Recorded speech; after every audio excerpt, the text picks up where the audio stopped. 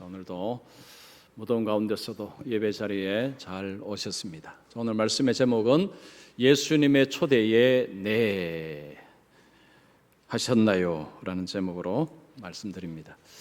자, 어떤 한국에서 목회하는 목사님이 이 미국을 방문을 했습니다. 자, 미국의 어느 이민교회 집사님 가정에서 좀 지내게 되었습니다.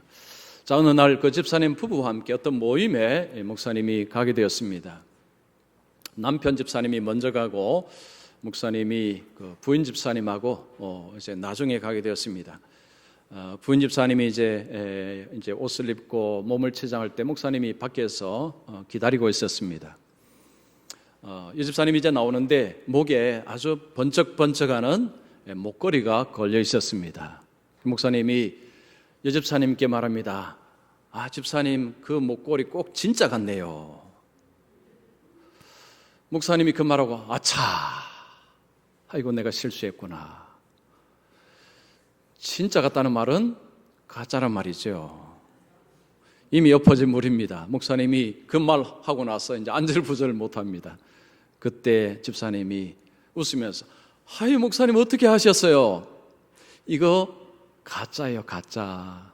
남편이 사준 진짜는 집에 놓고 외출할 때는 항상 가짜를 목에 걸고 외출합니다. 아니, 목사님 어떻게 하셨어요? 그때 목사님이 깨달았답니다. 진짜를 가진 자는 상처받지 않는구나. 자, 여러분 많이 배운 사람에게 아, 참 무식하군요 하면 어떻게 반응할까요? 웃습니다. 그러나 좀 배우지 못한 분에게 무식하군요 하면요 바로 상처받습니다.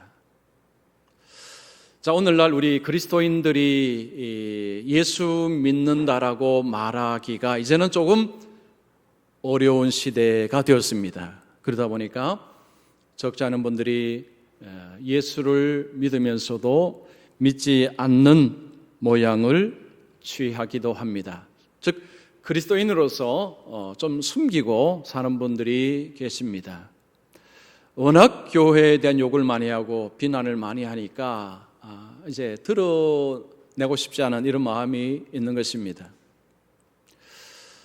자, 그렇지만 여러분 우리가 예수 믿는 것을 숨겨서는 안 됩니다. 뭐 일부러 그냥 뭐 계속해서 예수 믿는다라고 뭐 그렇게 말할 필요는 없을 것입니다. 그러나 예수 믿는 것에 대해서 이것을 숨기고 살아가는 것은 이것은 옳지 않습니다. 우리가 예수 믿는 것에 좀 당당함이 필요합니다. 여러분 우리가 진짜 그리스도인으로 살아가면요 교회나 뭐 목회자나 아니면 기독교회관에서 비난을 해도 별로 상처받지 않습니다. 별로 기죽지 않습니다. 우리의 믿음에 좀 당당할 필요가 있습니다. 우리가 좀 당당하게 믿을 필요가 있습니다. 여러분 우리가 당당하게 믿기 위해서 어떻게 해야 될까요? 내가 믿는 것에 대해서 분명하게 우리가 좀 아는 것이 필요합니다. 우리가 교회 생활 오래 하고 신앙생활 오래 하지만요 자칫하면 이게 분명하지 않을 수 있습니다. 뭔가 아는 것 같은데 분명하지 않으면 사람이 자신감을 가지기가 어렵습니다. 누가 뭐라면 그냥 고개 숙여버릴 수 있습니다.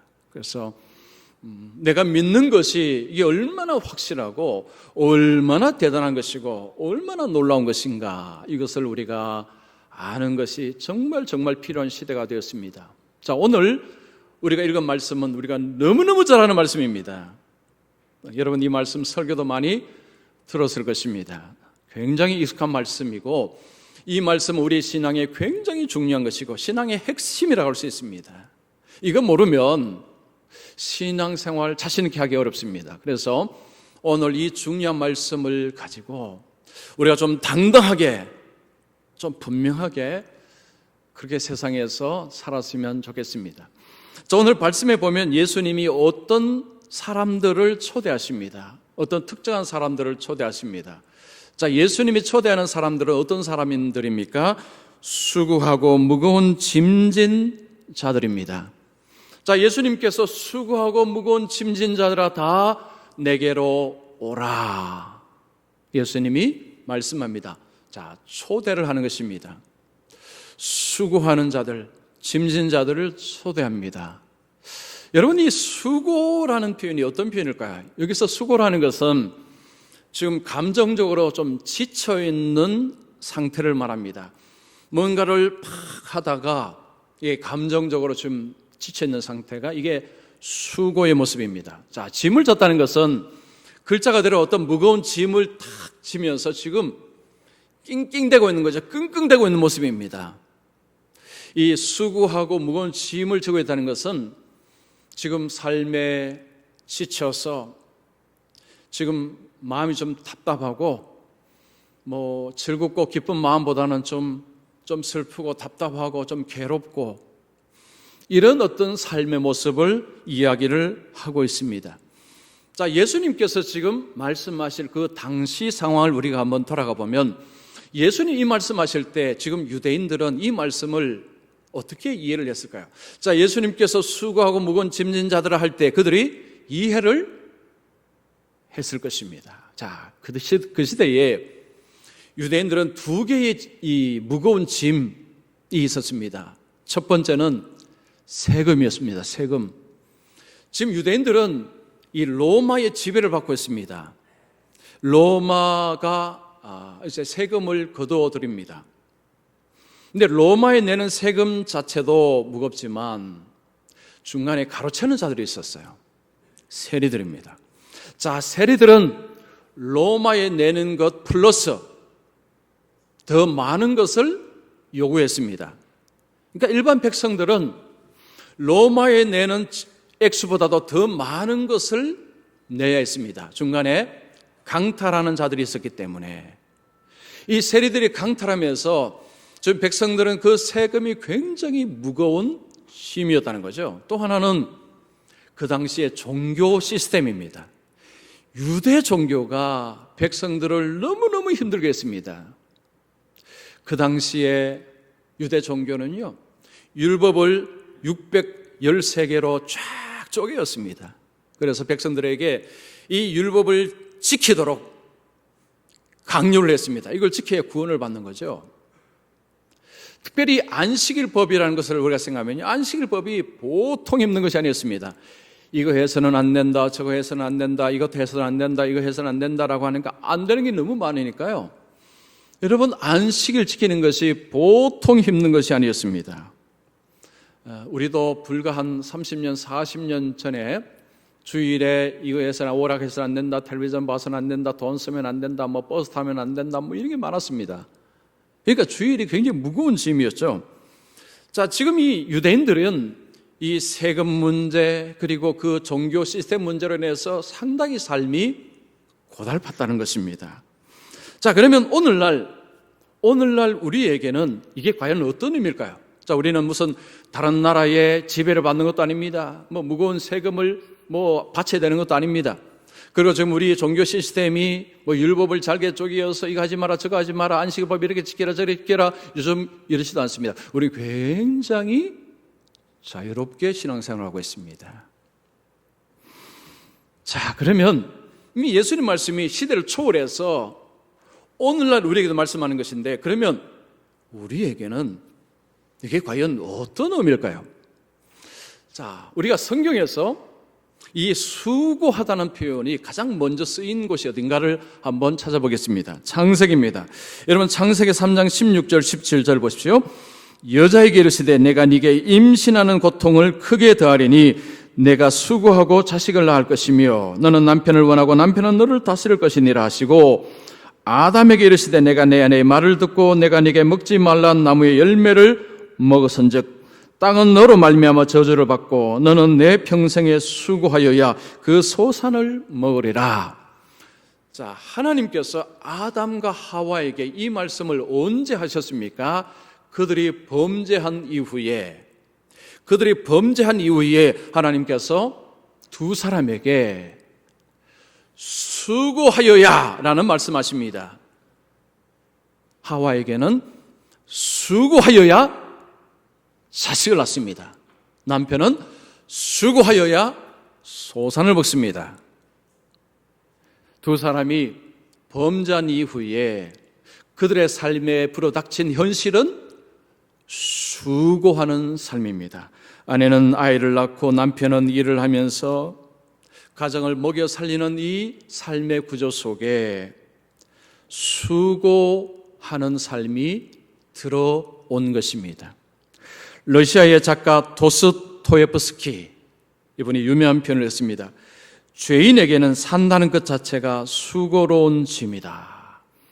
이 작가가 참 좋은 책을 많이 썼죠. 자, 이분이 인생들을 보니까요, 삶이 수고로운 짐을 지고 가는 인생이라는 거죠. 왜냐? 죄인이기 때문에. 죄인의 삶은 그냥 자체가 수고로운 짐이라는 것입니다. 이게 오늘날 현실입니다.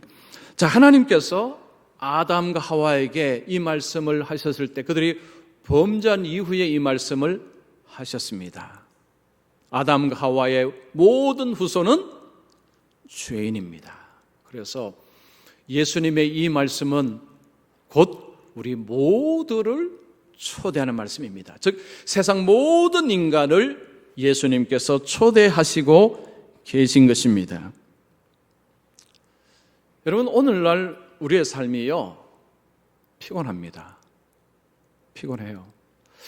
자, 우리는 지금 자본주의 경제체제 안에 살아갑니다. 이 자본주의 경제체제라는 것은, 핵심적인 것은 사유재산 제도가 인정되는 것입니다. 우리는 자기 것을 소유할 수 있습니다. 이 공산주의 같은 데는 자기 재산 소유가 안 되죠. 자, 우리는 자기 소유를 가질 수 있습니다. 이거 굉장히 좋은 것인데, 근데 이 자본주의 체제 하에서 우리가 뭔가를 이제 소유할 때 이게 사람의 마음은 이게 욕심이 있어서 이게 소유욕이 발동합니다. 그러니까 하나를 가지면 둘을 가지고 싶습니다. 둘을 가지면 셋을 가지고 싶어 합니다. 그러면 뭐 해야 됩니까? 일을 해야 됩니다. 자, 하나에서 둘을 가지려면 더 일을 해야 됩니다. 더 애를 써야 됩니다. 더 뛰어야 됩니다. 날마다 텔레비전에서 광고는 쏟아집니다. 여러분, 똑같은 에어컨인데 요즘 보니까 창문형이 나왔습니다. 무풍이 나왔습니다. 스마트폰도요, 이 기능 저 기능이 붙어서 나옵니다. 광고는 우리에게 손짓하죠. 이거 가지시면 좋습니다. 이거 가지시면 삶이 더 좋아집니다. 더 행복해집니다. 이거 가지세요라고 끊임없이 우리에게 유혹합니다. 우리는 이미 가지고 있어도 아직 불충분해, 아직 부족해, 좀 더 가져야 돼, 좀 더 가져야 돼. 끊임없이 조금 더 하면서 우리를 계속해서 더 뛰고 더 애쓰고 더 힘쓰도록 만들고 있습니다. 이것이 자본주의 체제의 하나의 삶입니다. 여러분, 이 삶이 언제부터 시작된 줄 아십니까? 태어나자마자 시작됩니다. 여러분, 분유도 종류가 다르죠?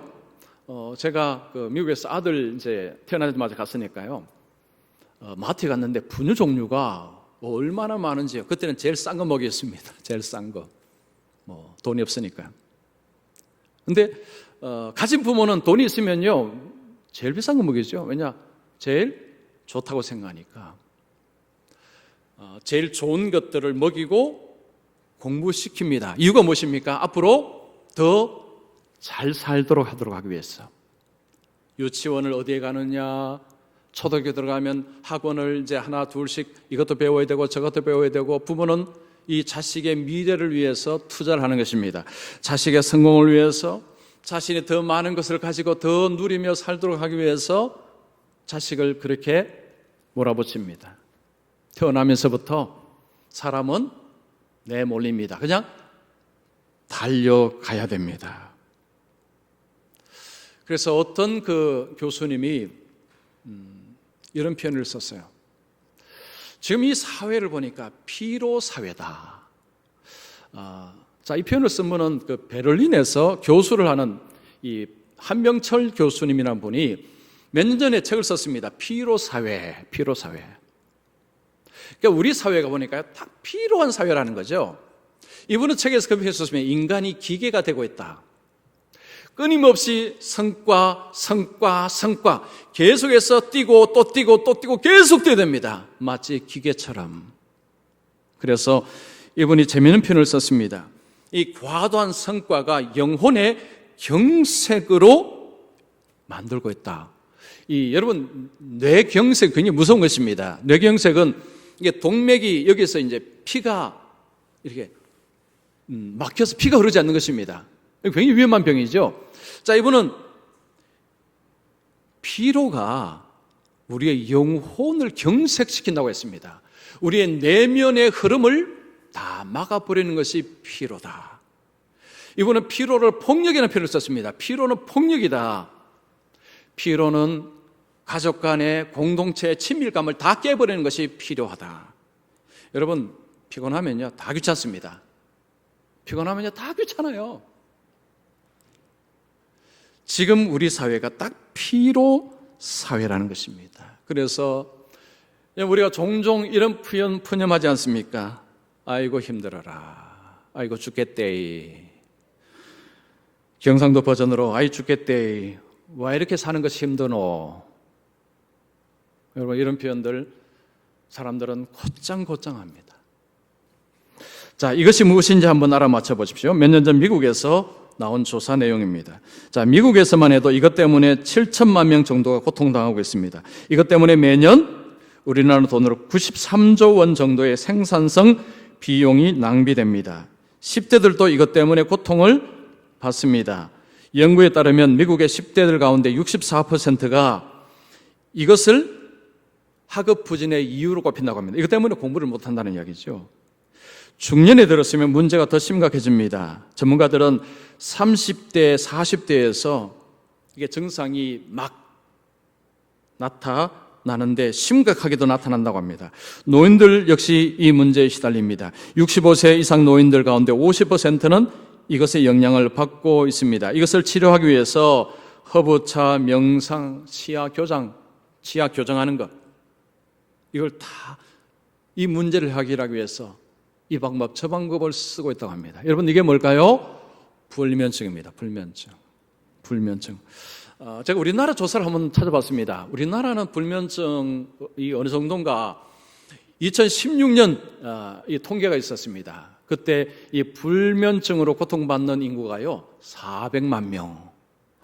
우리나라 인구의 이 400만 명이니까 이게 굉장히 큰 그 숫자입니다.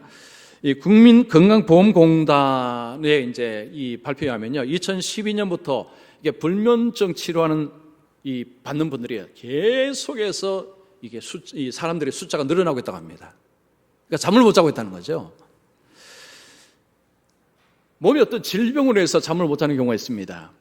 그런데 보통 우리가 몸이 무슨 질병이 있는 것도 아니고 뭐 연세가 많이 드신 것도 아닌데도 잠을 못 자는 것은 이게 마음의 불안, 뭐 마음의 걱정들, 대부분 그게 원인이죠. 자, 여러분 요즘 잘 주무십니까? 지난주 어떻게 좀 잘 주무셨어요? 한 주간 여러분 뭐 때문에 그렇게 애쓰셨습니까? 무엇을 위해서 여러분 그렇게 열심히 달리셨습니까? 자, 매일매일 처리해야 될 일이 매일매일 옵니다.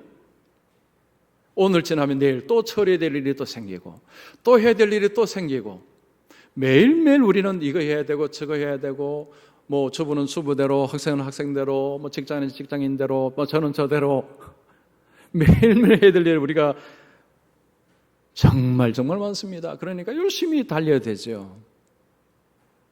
여러분 어떻게 잘 주무셨습니까? 자, 지금 우리는 피로 사회에 살고 있습니다. 피로 사회에 살고 있는데 우리 인생이 피곤합니다. 여러분 지금 우리가 가장 필요한 것이 뭘까요? 좀 더 돈이 있으면 아니면 좀 더 건강하면 아니면 좀 더 안전한 직장이 있으면 아니요, 이거 문제 해결 안 됩니다. 그래서 오히려 더 건강하면 더 또 일하게 만들고요. 돈 있으면 더 돈 벌게 만들려고 또 우리를 내치고요. 지금 우리에게 필요한 것은 돈도 아니고 건강도 아니고 물론 우리에게 필요하지만 지금 필요한 사이 우리에게 진짜 필요한 것이 뭐냐? 예수님입니다. 예수님. 여러분, 지금 필요한 인생들에게 진짜 필요한 분은 예수님입니다. 예수님. 동의가 되십니까? 자, 왜 그럴까요? 자, 예수님께서 오늘 말씀에 초대를 하고 약속을 하십니다. 자, 예수님 뭐라고 약속하십니까? 수고하고 무거운 짐진 자들아 다 내게로 오라. 내가 너희를 쉬게 하리라. 자, 주님은 초대를 받아들인 자들에게 안식, 쉼을 약속을 하십니다. 자, 우리가 왜 예수님이 필요하냐? 예수님 우리가 예수님의 초대를 받아들일 때, 예수님께 나갈 때, 예수님이 뭘 주신다고 하셨습니까? 쉼을 주신다고 하십니다. 쉼. 자, 그런데 여러분 이 표현을 들으시면 이게 현실적이라고 느껴지십니까? 아니면 좀 비현실적이라고 생각되십니까? 자, 그냥 들으면요. 우와 하시겠습니까? 아니면 좀 현실성이 좀 떨어지는 말씀 같다. 쉰다는 것은 그냥 일을 안 하고 그냥 놀고 먹는다는 것 아니냐? 아니, 일도 안 하고 놀고 먹으면 어떻게 살 수 있느냐? 이런 생각이 들면요. 이 말씀 들어도 별로 우아하지 않습니다. 물론 그런 뜻이 아닙니다. 자, 이 말씀을 이해할 때요. 그냥 놀고 먹게 해주겠다 이 말씀이 아닙니다. 그냥 쉬게 해주겠다는 것이 이제는 그냥 내가 놀고 먹게 해줄 테니까 와서 쉬어라. 이거 완전히 비현실적인 주님입니다. 주님은 자 이렇게 말씀하신 것이 아닙니다. 자, 주님이 하신 말씀을 이해하기 위해서 29절 한번 보겠습니다. 나는 마음이 온유하고 겸손하니 나의 멍에를 메고 내게 배우라. 그리하면 너희 마음이 쉼을 얻으리니. 자, 예수님께서 쉼을 주시는 대상이 무엇입니까? 마음입니다. 너희 마음이 쉼을 얻으리니. 자, 예수님께서 쉬게 해주겠다 할 때 그 쉬게 해주긴 대상이 우리의 마음입니다. 우리의 마음. 자, 우리의 마음에 쉼이 필요하다는 거죠. 자, 주님이 우리의 쉼을 주실 때 우리의 마음의 쉼을 주시겠다는 것입니다. 여러분, 사람의 마음은요, 전쟁터입니다. 전쟁터. 여러분 마음이 전쟁터입니다. 날마다요, 마음에 치고받고 싸우고 오만 일 다 일어납니다. 이 마음이 전쟁터입니다. 그래서 사람의 삶은요, 전부 마음에서 결판납니다. 마음에서. 마음이 문제입니다. 예수님께서도 그렇게 말씀하셨습니다. 누가복음 6장 45절 보십시오. 선한 사람은 마음에 사은 선에서 선을 내고 악한 자는 그 싸나게 싹을 내나니 이는 마음에 가득한 것을 입으로 말함이니라. 자, 마음이 뭐가 있느냐에 따라서 입에서 무엇이 나오고 삶이 어떻게 되느냐, 여기서 결판나는 것입니다. 사람의 삶은 어디서 문제가 되느냐 하면 마음이라는 것이 마음. 여러분, 우리의 마음이 전쟁터가 되어버렸어요. 맨날 마음이 치고받고 싸우면 괴롭습니다. 괴로워요. 피곤합니다. 자, 예수님께서 우리의 마음의 쉼을 주겠다고 하셨는데, 자, 그러면 우리의 마음의 쉼을 어떻게 얻을 수 있느냐? 주님의 마음을 이식받으면, 즉 우리의 마음이 주님의 마음으로 변하면 쉼을 얻을 수 있다라고 말씀합니다. 그러면 자, 여러분 빌립보서 2장 5절 보시면 너희 안에 이 마음을 품으라 곧 그리스도 예수의 마음이니. 자, 바울이 예수의 마음을 품으라고 말씀하셨죠. 자, 그러면 이 마음은, 주님의 마음은 도대체 뭐냐? 예수님이 자신의 마음을 두 가지로 말씀하셨습니다. 나는 마음이 온유하고 겸손하니. 자, 예수님께서 나는 마음이 온유하고 겸손하니, 우리가 마음이 주님의 마음처럼 온유하고 주님의 마음처럼 겸손하면 우리의 마음이 쉼을 얻는다. 이 말씀을 하시는 것입니다. 자, 그러면 이 두 가지가 뭔지를 우리가 알아야 됩니다. 여러분, 온유, 이 온유라는 말이 뭘까요? 온유는 이게 사전에 찾아보면 이런 뜻입니다. 성격, 태도가 온화하고 부드러움. 이 성격이나 태도가요, 온화하고 부드러울 때 온유하다라는 표현을 씁니다. 자, 이 경쟁 시대에 부드럽고 온화하다, 과연 살아남을 수 있을까? 좀 약하다는 생각이 듭니다. 지금 이 경쟁사회는요, 강해야 됩니다. 근데 이 부드러운 마음으로 어떻게 이 경쟁사회에 살아나갈 수 있을까? 그런데 여러분, 성경에서 이 온유는요, 약한 자의 마음이 아닙니다. 강한 자의 마음입니다. 강한 자가 통제가 된 상태가 온유입니다. 자, 여러분, 이미지는요, 야생마가 훈련이 되어서 온순해진 상태, 이 상태가 온유라는 것입니다. 성경에 이 온유라는 표현을 쓴 사람, 대표적인 사람이 모세입니다. 모세. 자, 여러분, 민수기 12장 3절을 보십시오. 이 사람 모세는 온유함이 지면의 모든 사람보다 더하더라. 자, 모세가 온유한데요, 그 모세를 따라갈 자가 없더라는 것입니다. 여러분, 모세 시대에도 착한 사람이 한두 사람이었겠습니까? 부드러운 사람이 한두 사람이었겠습니까? 그런데 모세를 따라잡을 수 없다는 것입니다. 여러분, 모세는요, 그냥 부드러운 사람이 아닙니다. 모세는 어릴 때 왕자로 자랐습니다. 좋은 교육 다 받았습니다. 그리고 육체에 힘이 있었습니다. 그는 애국 사람을 자기 손으로 쳐 죽일 만큼 힘 있는 사람이었습니다. 그는 왕자로 권력도 있었고요, 육체의 힘도 있었고 지적인 힘도 있었습니다. 그는 강한 사람이었습니다. 그런데 애굽인을 죽이고 그는 도망쳤습니다. 40년 광야 생활에서 하나님이 그 힘을 쫙 빼버렸습니다. 그 통제되지 못한 그 마음을 주님이 정리정돈시켜 주셨습니다. 그리고 모세를 부르셨습니다. 모세가 이스라엘 백성들을 출애굽해서 가나안 입구까지 갈 때요, 여러분, 이스라엘 백성들 툭하면 불평하고, 툭하면 원망하고, 툭하면 돌아서서 가겠다 하고, 그런 백성들을 끌고 간다는 게요, 여러분, 속 터집니다. 속 터져.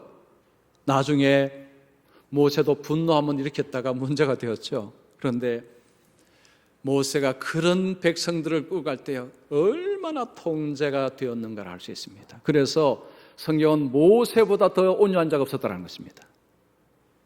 모세가 약해 빠진 사람이 아닙니다. 그 강한 사람이 통제가 되었다는 거죠. 여러분, 예수님은 하나님이십니다.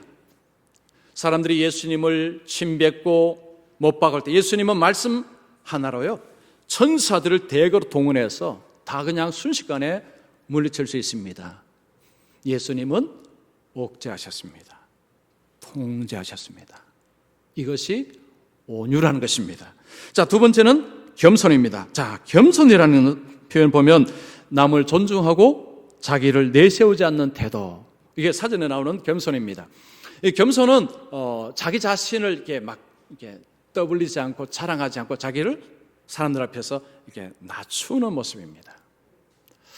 이것도 지금 이 시대에 과연 살아남을 수 있을까 생각됩니다. 요즘 시대는 자기 PR 시대입니다. 자기를 자꾸 알려댑니다. 나는 이것도 잘합니다. 저것도 잘합니다. 나는 어디서 공부했습니다. 자꾸 알아야 이 사람이 굉장히 잘하는구나 써먹을 수 있습니다. 그런데 나는 뭐 그런 자랑도 안 하면요, 이런 태도로 어떻게 이 경쟁사회에서 이길 수 있을까?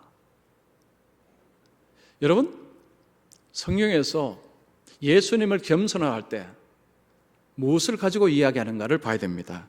자, 빌립보서 2장 8절을 보십시오. 사람의 모양으로 나타나사 자기를 낮추시고 죽기까지 복종하셨으니 곧 십자가에 죽으심이라. 성육신 사건을 겸손이라 이야기합니다.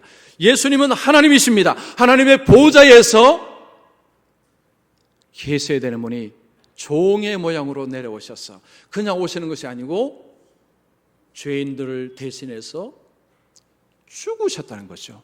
하나님의 뜻에 온전히 복종하셔서 자기를 내어주신 것, 이것을 겸손이라 부릅니다. 그래서 예수님의 겸손, 성경의 겸손은요, 그냥 자기를 그냥 낮추는 것이 아니고 다른 사람을 섬기는 것, 다른 사람을 도와주는 것. 여러분, 아무것도 가지 않은 사람, 다른 사람 도와주기가 어렵습니다. 약해 빠진 사람은요, 다른 사람 못 도와줘요. 이 온유 겸손은요, 아무것도 없는 사람, 약해 빠진 사람, 힘도 없는 사람, 그게 아닙니다. 힘이 있습니다. 실력이 있습니다. 그러나 자기를 낮춥니다.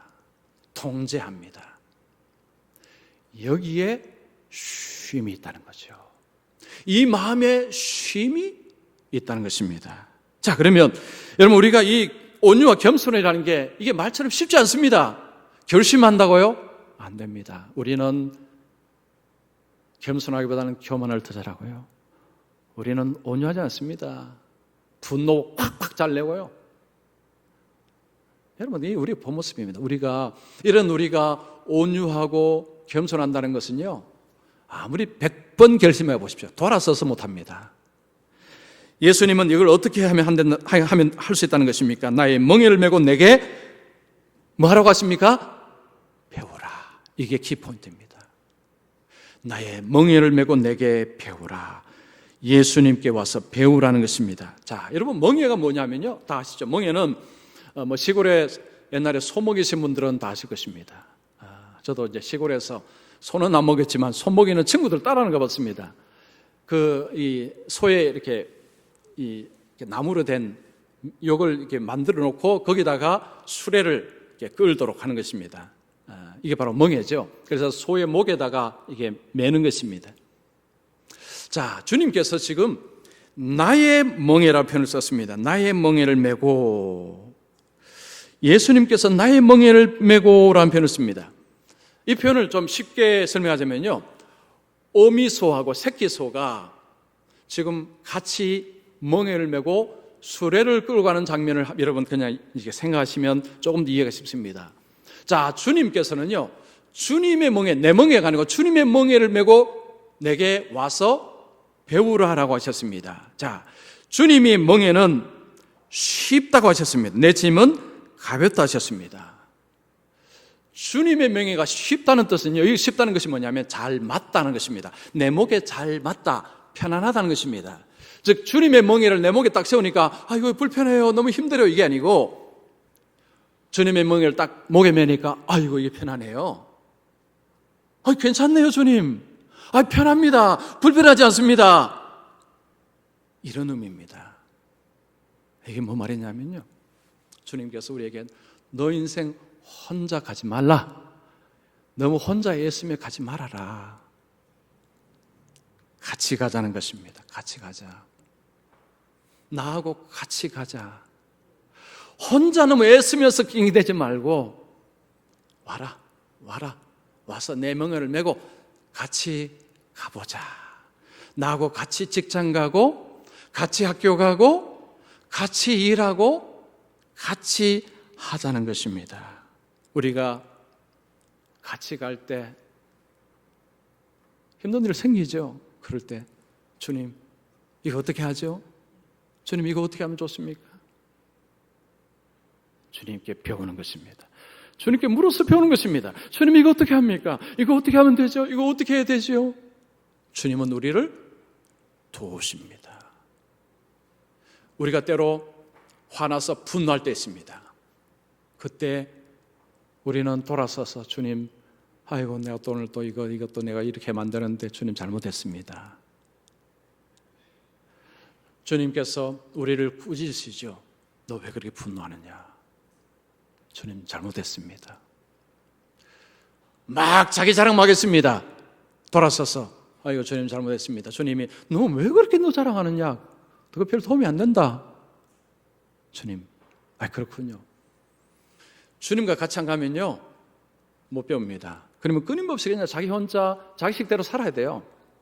이 인생이 너무 피곤하다는 거죠. 자, 주님이 여기서 말씀하시는 안식은 주님과 함께 있음으로 주시는 쉼을 말하는 것입니다. 이걸 좀 확장하자면요, 주님 안에 하나님 나라가 있습니다. 하나님 나라의 삶을 의미하는 것입니다. 우리가 직장에 가고 여러분 집에서 일을 하고 이러가 하지만 주님과 함께 있을 때 주님 안에서의 삶을 살아가는 것입니다.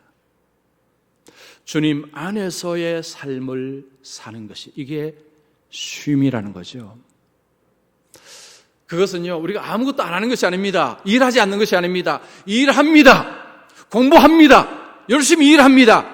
그러나 주님과 함께 주님 안에 있기 때문에 다르다는 것입니다. 다르다는 거죠. 여러분, 주님 안에 우리에게 주신 복이 무엇입니까? 기쁨, 감사, 즐거움, 평안, 소망, 이런 것들입니다. 여러분, 천국은요, 가면 구름에 둥둥둥 뜨면서 아무것도 안 하는 게 아닙니다. 그냥 노래만 하면 지나는 것이 아닙니다. 여러분, 천국은 잔치라고 이야기합니다. 요한계시록 19장 9절을 보십시오. 천사가 내게 말하기를 기록하라. 어린 양의 혼인잔치에 청함을 받은 자는 복이 있도다.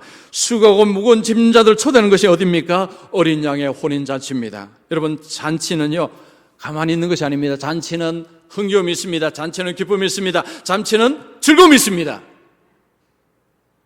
주님께서 우리를 부르실 때에 안식의 의미는요, 하나님 안에서의 즐거움, 하나님 안에서의 기쁨, 하나님 안에서의 소망, 주님 안에서의 소망, 이런 것들을 맛본다는 것입니다. 물론 이 땅에서는 완전하지 않습니다. 그러나 하나님 나라에 가면 이제 완전한 것을 누리겠죠. 이 땅에서 하나님 나라 맛을 보면서 살아갈 수 있다는 것입니다. 여러분, 자동차 중에 가장 위험한 자동차가 뭔 줄 아십니까? 브레이크가 고장난 자동차입니다. 브레이크가 고장난 자동차 운전하고 가시면 큰일 납니다. 대형 사고 납니다. 빨리 달리면 달릴수록 대형 사고 납니다. 브레이크 장치가 튼튼해야 됩니다. 많은 분들이 열심히 달리다가 병을 앓고 누워서는 후회하죠. 내가 왜 이렇게 열심히 달렸을까? 내 몸이 무쇠도 아닌데. 여러분, 쇠도 계속 쓰면 닳습니다. 그런데 앞만 보고 막 달려가다가 무너진 삶 속에서 후회만 남습니다. 여러분, 하나님께서 우리의 삶 속에 브레이크를 거십니다. 브레이크 장치 중에 가장 좋은 장치가 주일입니다. 주일. 여러분, 주일은요, 브레이크 장치하고 비슷합니다. 막 달리다가 멈추는 것입니다. 일시 멈춤하는 것입니다. 멈추고 돌아보는 것입니다. 멈추고 지난주를 돌아보는 것입니다. 자신의 삶을 한번 다시 돌아보는 것입니다. 내가 어떻게 살았는가? 하나님은 교회당에 모시고 그냥 나 혼자만 열심히 살았다면 삶이 너무 피곤할 것입니다. 주님께서 우리의 삶을 돌아보라는 것이죠. 그리고 주일날 우리에게 주시는 것이 무엇입니까? 평안입니다. 여러분, 예배하면 평안하시죠? 여러분, 찬송하고 이렇게 말씀 듣고 이렇게 가시면 여러분 마음이 평온해지지 않습니까? 이 예배라는 것 자체가 참 신통합니다. 여러분, 집에서 텔레비전 보실 때하고 주일날 예배하실 때하고 마음이 완전히 달라집니다. 주일 하나님이 우리에게 브레이크를 거시고 예배하면서 우리가 찬송하고 말씀 듣고 이러면서 우리 마음속에 평온함을 맛보는 거죠. 그러면서 다시 교회당 문을 나갈 때는 주님, 이번 주에는 주님 교회당에 모시는 것이 아니라 주님과 같이 가시죠. 이번 주에는 주님과 같이 살아가겠습니다. 주님, 이번 한 주 제 인생을 책임져 주시옵소서. 주님의 멍에를 메고 내가 가겠습니다. 주님 멍에가 편하다고 하셨습니다. 제가 주님과 함께 또 한 주간 한번 살아가고 싶습니다. 다시 그런 결심하고 나가는 것입니다. 자, 예수님이 수고하고 무거운 짐자라 다 내게로 오라. 여러분, 모든 인생을 나간 초대입니다. 우리 모든 인생은 죄인이라서 피곤합니다. 주님과 함께 있을 때 평안함, 즐거움이 회복이 됩니다. 우리의 육신의 힘을 얻고 우리의 마음이 정리정돈이 되고 평온해집니다. 이것을 통해서 천국을 소망하게 하는 거죠. 와, 하나님 나라 가면 진짜 좋겠구나. 그래서 여러분, 한 주간 혼자만 열심히 달리지 마시고 주님과 함께 살아가셔서 주님이 약속하신 이 쉼, 이 안식을 매일매일 누리며 힘을 가지고 세상을 향해서 살아가시기를 축원합니다.